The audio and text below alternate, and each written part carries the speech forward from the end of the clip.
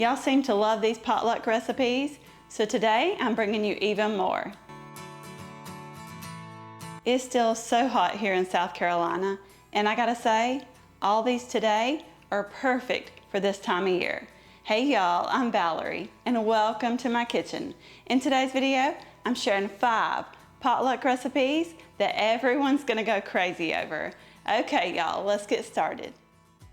This ground beef and baked bean casserole was a new one for us, and we loved it. To begin, I'm just cooking up 1 pound of ground beef in my skillet here, and I'm just letting it cook until that ground beef is completely cooked through. Now we're going to remove it from the heat and head over to the counter with it. By the way, it was pretty lean ground beef, and it didn't have too much grease, so I didn't even bother draining it. I'm making this in a 9x13 baking dish. You're going to pour all that ground beef in there, followed by 2 15-ounce cans of pork and beans.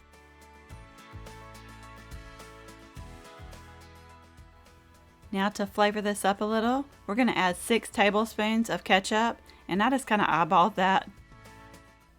I'm also adding a tablespoon of Dijon mustard, about 1/4 cup of packed brown sugar, 1 1/4 teaspoon of salt, 1/2 teaspoon of pepper, and 1/4 cup of dried minced onion flakes. That seemed like a lot to me, so I didn't add quite that much. Now we're going to mix this until it's good and combined. And you're going to want to smooth that out so it's in an even layer. Oh, and if you want to do this in an 8x8 or even a 9x9, that'll work just fine too. It'll just be a little thicker. The recipe called for 5 slices of pre-cooked bacon, so that's what I used. Now it did say to just lay the bacon slices on top, but I just felt like it needed to be a little more spread out. And I guess I was thinking about how to serve this, so I thought it would be much easier or much better to cut the bacon into about 1-inch pieces and then scatter them over the top. That way they're spread out and so everybody gets a piece of bacon.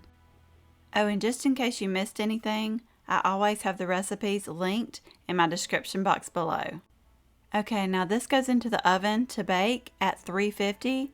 I was supposed to cover this, but I did not. It's supposed to bake for about 45 minutes until it's thick and bubbly. When I tell you these were amazing, I'm telling you they were amazing. These were still piping hot. You can see the steam coming off of them, but I was ready to dig in. And what made it even better is they were so easy to make. Baked beans are always one of our favorites, especially if we're having hamburgers and hot dogs. But this is also good to take to a potluck or a get-together or anywhere you need a side dish. These marinated cherry tomatoes are a new favorite. I started out with a medium-sized bowl. Now I did cut this recipe in half, but I'll have the full recipe in the description box. I'm using a 16-ounce package of cherry tomatoes. I rinsed them and cut all of them in half, just something like this. Now we're going to add a few things to these so they can marinate and soak overnight. I wanted to add some basil to these, so I took a few of those leaves and chopped them up into really fine pieces. I love basil. I also added about a teaspoon of minced garlic, and also about 3/4 cup of Italian dressing. And I just kind of eyeballed this part. You just want enough in there to where they can soak in it. Then you're going to stir them around until everything is covered in that dressing. And then after I got them in there, I decided I wanted to add a little more basil. I'm so glad I did. I'm giving it one last mix. You just want to make sure those tomatoes are completely submerged in that dressing. I covered this with some plastic wrap and put it in the refrigerator so they can marinate overnight. Or if you were in a hurry, you can serve these after about 4 hours. But I'm telling you, let them soak overnight. It's totally worth it. These were delicious. It's just something different and something fresh, and I loved the flavors in these. You can take these to a potluck, or you can even make them and serve them as a side dish for an easy weeknight meal. I'm not even real big on tomatoes, but I loved these. If you show up somewhere with these barbecue pulled pork sliders, everyone's gonna love you. I'm using a 1-pound package of this Jack Daniel's Tennessee Honey pulled pork. It already has the sauce in it and everything. I'm using the little tray that came inside to mix it in. I opened that package and dumped it in. And we're not really mixing anything in here. I just do this so I can break up those big pieces of pork. It's a lot easier to spread out onto those rolls. And it don't have to be perfect, just as long as you get the majority broke up in there. I am going to add a little more honey barbecue sauce to these.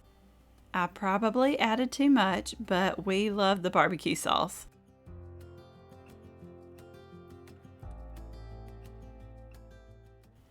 I grabbed a 9x13 baking dish to make these in. I probably should have lined the bottom with something, but I didn't. I just sprayed it with nonstick spray. I'm using a 12-count package of the King's Hawaiian sweet rolls. I cut them in half horizontally. I got the bottom half of those rolls in the baking dish, and I set that top half to the side. Now to the bottom half of those rolls, I'm brushing them with about a tablespoon or so of melted butter. I'm going to place these in the oven to bake at 350 for just a few minutes until they get lightly golden brown. When those come out of the oven, you can go ahead and spread on that barbecue pulled pork. Oh, and you can also do like barbecue chicken on here. I'm sure that would be really good too. And when you spread it out, make sure you get it all the way to the edges. The recipe called for 6 slices of white cheddar cheese, but I did about 3/4 of a cup of white sharp cheddar cheese. Or just use whatever cheese you think would be good on these. Alright y'all, it's about to get really good here. I'm sprinkling over a 1/2 pound of cooked chopped bacon. Oh, and Lacey loves bacon, so I had to save a tiny bit for her. Now I'm just putting the top half of those rolls back on. I like to press it down, make sure it's on there real good. Now we're going to make a little butter glaze to brush over the top. I have 3 tablespoons of melted butter here. To that, I'm adding 2 tablespoons of brown sugar and a teaspoon of minced garlic. You're just going to spoon it on and brush it out to completely cover all the top of those rolls. Now these go into the oven to bake at 350 for about 15 minutes. Or until that cheese is completely melted and that top starts to get golden brown. These were absolutely delicious. I have to admit, they were a tiny bit messy, but definitely something we'll be making again. Hey, and they only took about 10 minutes to put together. I would even be happy with having these for dinner. They were so good.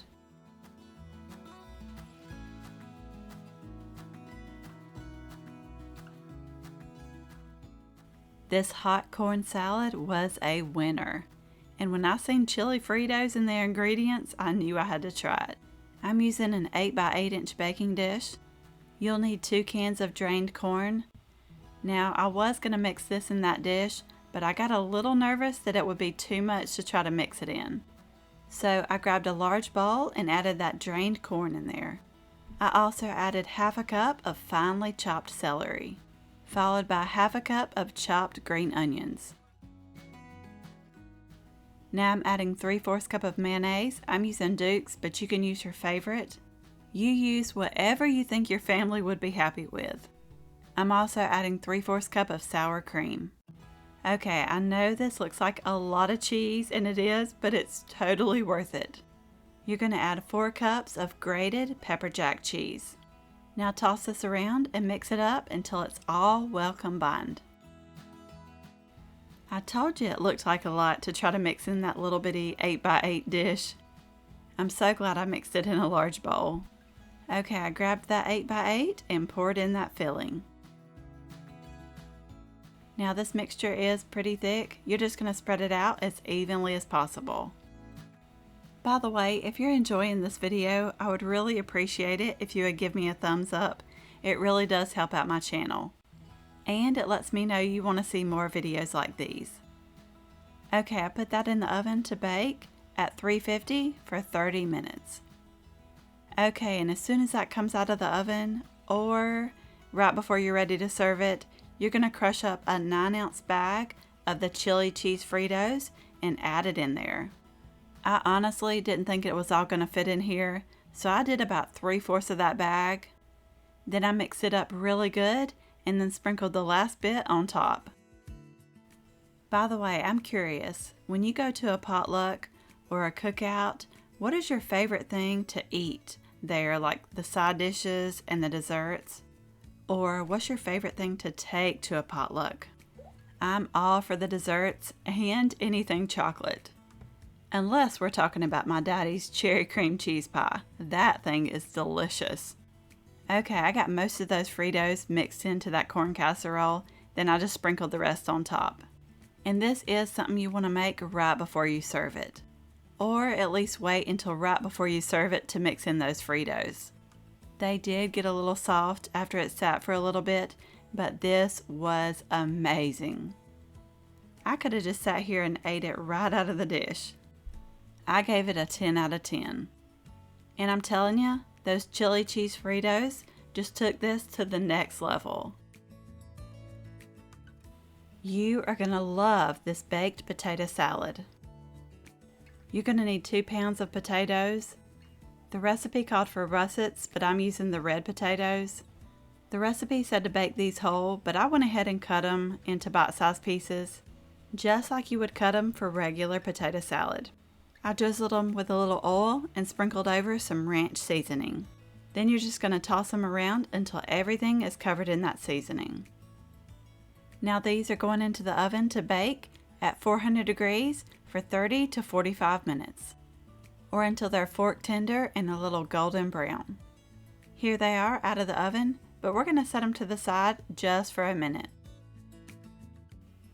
You'll need a large bowl to mix it all in. We're going to make a little dressing here, or whatever you call it. I'm adding in 3/4 cup of mayonnaise and 3/4 cup of sour cream.